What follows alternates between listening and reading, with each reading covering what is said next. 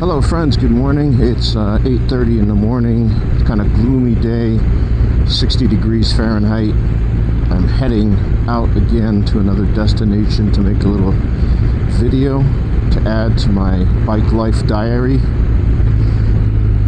Today we're going to Family Powersports out in Spicewood, Texas, which is just west of downtown Austin, maybe, I don't know, 45 minutes or so, something like that.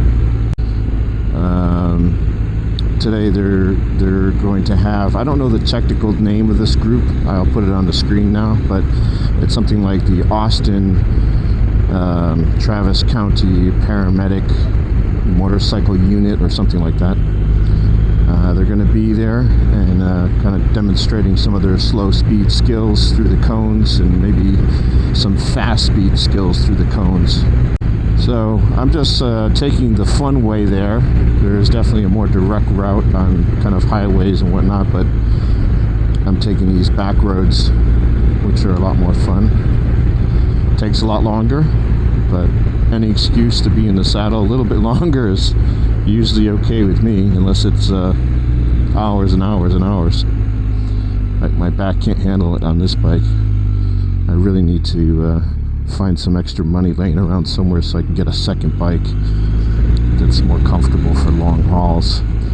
Now I'm sure RS people will jump on me about that because this is a sport touring motorcycle, but woo! I have the stock bars. Most people that tour on these for long distances usually put the bar risers on, which makes the bike more comfortable, and put a touring screen on, which cuts out a lot of the wind.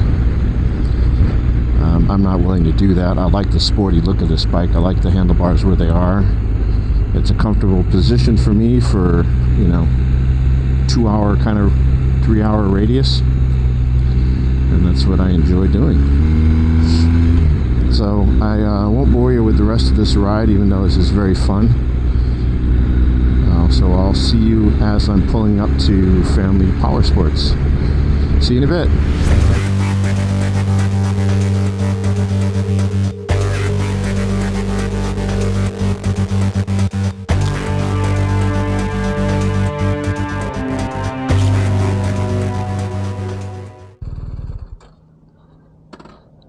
Okay, we're here. Got some other people here. Let's see, Bianca over there from Femmoto.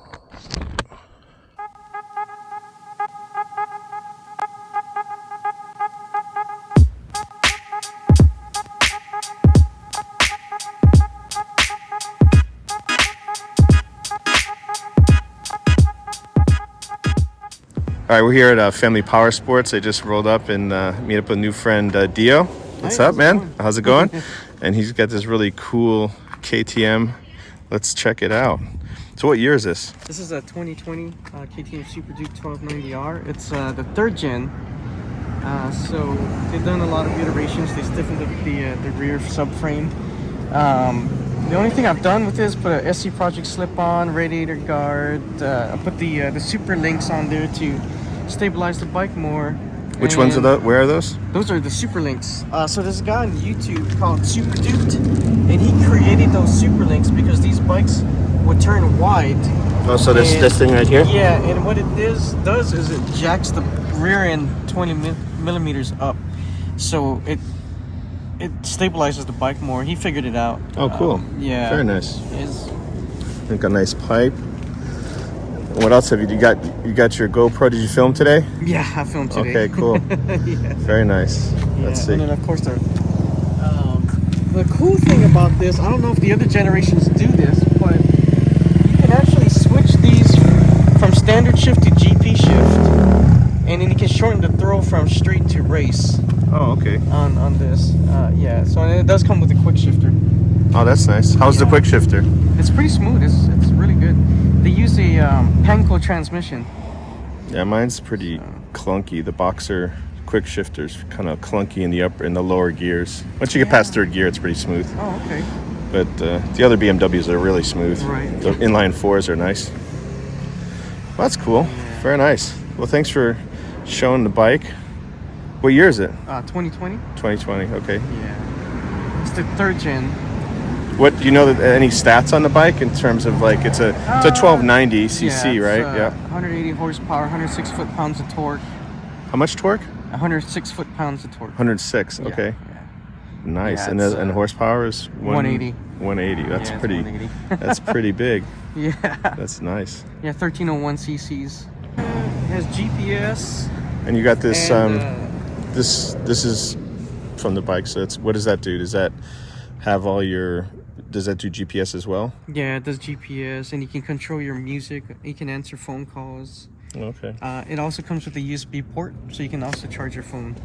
Oh, that's nice. I got to charge in my GoPro. Yeah, and you got and my that phone. exactly. Yeah. I usually put like a power brick in like a little bag, and just okay. like if I'm gonna go for a long ride and I need more than an hour of footage. Right. That's nice. Yeah. All right. Well, thanks a lot, man. Yeah, no worries. Okay, here with my new friend Tracy. How's it going? Hi, nice to meet you. Nice to meet you. And I caught this over here. This is amazing color, and just the whole unit itself is really cool. So tell us a little bit about this. What is this bike, and why'd you buy it? What do you love about it? All that good stuff. Well, we have my grandson CJ developed a very rare form of bone cancer. It's called Ewing sarcoma, and had to have his right leg amputated when he was 8 years old. And we all ride motorcycles, and we wanted something he could ride with us. And with one leg and weak from cancer and a year of chemo he had to go through, he couldn't really ride on the back of our bikes. So I bought this to put him in the seat so he could ride with us. It's why it has a disabled plate on it. So at that time he had to have a wheelchair and didn't have his prosthetic. And I wanted something that was bright and cheerful. Mm-hmm. So I custom ordered the color. And actually I ordered it in metallic gloss. It came in satin. Satin. It's a satin orange. They call it burnt orange. So I put a UT emblem on it. So they call it burnt orange. So it's Russian burnt orange. So it gets a UT emblem. It's a 2022 Ural gear up. It's 2-wheel drive. So it's a 2022 Ural. And where are these manufactured, or what country of origin? This is one of the last ones from Russia itself. And So Russia. You can almost see it under here. If I can turn this right where I can. You probably have to come in this way. There is an 80th anniversary label button on it right here. Down in there. Okay, and that is, so 2022 is the last, and this is one of the last ones that were shipped out of Russia before they moved production to Kazakhstan because of the war. And this is a Boxer BMW engine, looks like, right? So what happened is part of the reparations that Germany had to pay in Russia in World War II to Russia was they had to provide them the engineering plans for this BMW engine. Oh, wow. And so it is a BMW engine from 1948 design. It's been updated to Euro 5 standards, so it's a little bit better, but it's the same basic design. It's a 750. It's a Boxer. It's a very traditional engine. They have updated to fuel injection for Euro 5, but pretty much other than that, it's the same bike that it was in 1948. Well, very cool. So just pointing some stuff I've noticed. So it's got a kickstart. Has a Kickstarter right here, and they do work. I've used it. It goes down and straight down, and it'll kickstart. It has electric start or kick. You got electric start. It's got fuel injection, heel shifter. Heel shifter on this side, and on this side, it has a reverse gear. You can see it's a heel toe. The back pedal is for reverse. The front pedal is for forward. That's a brake. This gear lever right here locks. You can lock the second wheel over here. Yeah, so this is shaft drive. It's just a shaft drive. Yeah, it's a shaft drive, and this is Euro 5 compliant exhaust they put on it. This had something they call the Adventure Package put on, which gives you these shin guards, I guess, leg guards from wind and mud. These guards here gives you a windshield, some rock guards. There's a skid guard under it. I added a camera. Front and rear. Front and back cameras, okay. These lights are part of the. Yeah, this is my camera system. It runs on Wi-Fi. Has a front and a rear angle. It does have a steering damper on it, and it needs it because it's like a flat go-kart type of drive. Sure. Brembo brakes on it, and these are German tires. They're Heidenau tires. It's really an off-road bike. It came with these lights and this front bumper. I added this this first aid kit. Yep. And I added the mirror for the passenger so they can see what's going on behind them. A lot of people think it's for the driver, but it's not. The mirrors work great on this. This is just so the passenger can actually see what's going on. It's there is storage under the seat. You can pop this up, and there is a storage area which has the most complete toolkit I've ever seen. You could probably rebuild the engine with the toolkit that's in it. You can change tires and do whatever. I carry ballast to help weight the sidecar down. I have a couple of bags for ballast in here. It gives me an extra 100 pounds, and it just stabilizes it. You don't have to have that. I added these armrests for the sidecar passenger. The adventure package, which gives you a sticker, and it gives you these guards like this. Stock, it comes with the shovel and a jerry can and a spare tire, but the rack was part of the adventure package. And the rear bumper, that they came and they added that. I changed out the standard bench seat to what they call the comfort seat. It's shorter and it's much more comfortable, and added this rack to it. There are more racks you can buy for it. They racks for each fender in the front. Wow. But it's basically set up for traveling. It's a fun bike. It's a lot of fun. It was a bright color. We wanted to be happy for CJ and something. I mean, he just has a hood in it. He sits in there and holds on. He's got a handlebar on. I put the little windshields on it. That came with the adventure package, and he has a gas with this. So we go Ural riding on this when the weather's good. But even this morning it was cold with the windshields. It's not too bad. It'll run highway speeds with no problem. It doesn't like it necessarily, but it will. It's 4-speed gearbox. It's clunky like an old Harley, but it works good. And the spoke wheels, I believe, if I remember right, the rims and the spokes are the wheels are actually made in Italy. The tires come from Germany. Very cool. It's Japanese electronics on it, so Nippon Denso. So it's actually kind of a world bike, but this is one of the last ones out of Russia. They're now made in Kazakhstan, and the newer models have a newer casting for the engine. It has tighter tolerances, and they have a CV joint for the two-wheel drive, where I have a U-joint that you have to grease. Okay. But it's been a gas to work on. It's been fun to play with. You can't go anywhere without adding an extra hour or so, because everybody comes up wants to talk about it. It's fun to ride. If you like to tinker, it's a great bike because it's easy to work on. It's easy to get to everything, and that hasn't changed in 50 or 60 years or 80 years, whatever it is. So it's really pretty simple to work on. So if you like tinkering on bikes, this is a gas to keep it maintained. Very cool. All right, Tracy, thanks so much for introducing the bike. Thank you so much. That is a fun looking bike.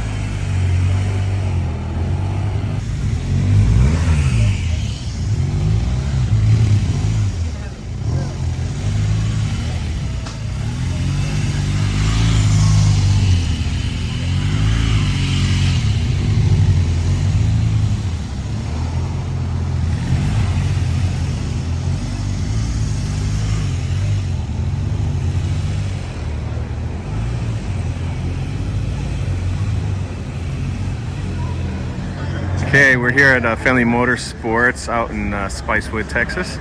Standing here with a new friend, Mark. Mark, how's it going? Great. How you doing? Good to see you. Just checked you out doing the course. That's awesome. Yeah. Got you and your coworker partner Jeff somewhere around here. Yep. So you got the two RTs. Yep. Our RTP. And these are 1200s. Yeah. Okay. 1200s. The new version is the 1250. The civilian model is the RT. The RTP is for public service.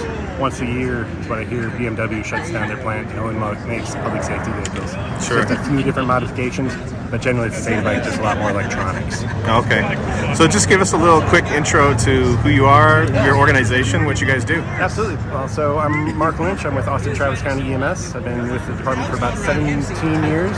I've been on the motor team for about 12 or 13. I'm one of the instructors. So what we do is we run motorcycles primarily during special events when there's a gridlock through the streets, so something like South by Southwest or the Austin Marathon or around COTA. If there's a big event going around in COTA, there's just too much traffic to get a full-sized ambulance in to a patient. And Sure. so we can stop the clock by getting there quickly with all of the ALS gear that we need, all the advanced life support gear that we need to treat a patient, and it leads to lives saved. And so we use the motorcycles primarily during special events, but occasionally, and more, hopefully, we're going to be working into our frontline operations in the city as well. Okay, very cool. Now, do you guys have, or has the department thought about getting I know some departments do get the GS, so that they can actually go off-road into trails and stuff like that? Have you guys looked into that? The motor program started almost 15 years ago. We're coming up on our 15-year anniversary, and our first bikes that we had were a 650 GS. Oh, okay. The GSs were great, and we thought we were actually going to use them more on the hike and bike trail and the greenbelt and stuff like that. It turned out that we didn't use them that much for that type of thing, especially when we're working special events. Sure. A lot of those are in an urban setting, and we'll go out on the grass at ACL in the Zilker Park and on the hike and bike trail for sure.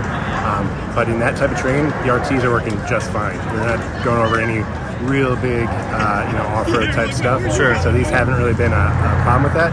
And we like these bikes a little better just because they're a little safer braking-wise. We put extra weight on them, so much extra weight on them to have the extra.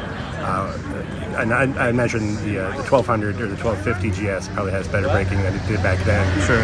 But on these bikes, we're pretty happy with these. If somebody wanted to give me a GS to try out, I'm not going to turn it down. Oh, the brand new one, the 1300 maybe? I'd be okay with that. I think we can make it work. We put a lot of stuff on them. So we're not opposed to it. These are the bikes we have, and we're happy to have them. This is... well, they're comfortable. They're very comfortable. They're very safe. They get up and they go, and they do exactly what... They turn on a dime. They do very exactly nimble. what you want them to do. Yep. And this is honestly part of how we got onto these bikes is mimicking what law enforcement in our area does as well. They're on the RTPs, and so it's an easy going off their safety plan and their tests and their Oh, definitely. how they outfitted and everything. We were happy to just go. We get a foot up with that. Very good. All right, well, it was very cool to see you guys perform. That was fun. It was very nice to meet you. Thanks a lot for introducing your unit and program, what you guys do. Absolutely, Jeff. Thanks, Mark. Best job in the world. Try it out.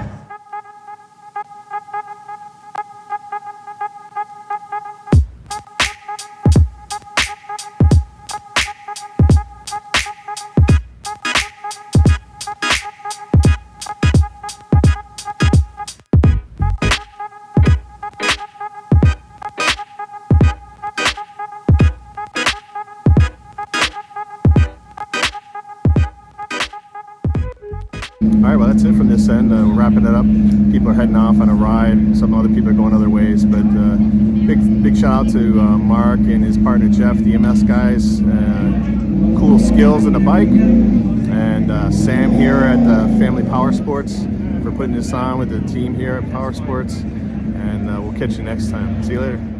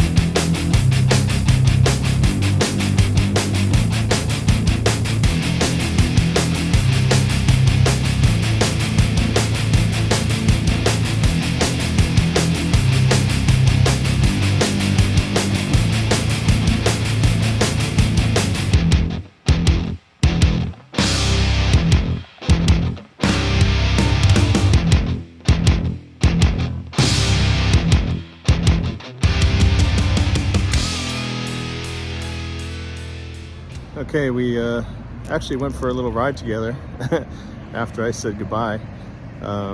We cruised across Austin. We're downtown now at some restaurant, pub, something. I'll get the name in a second. Okay, it's the Austin Beer Garden Brewing Company.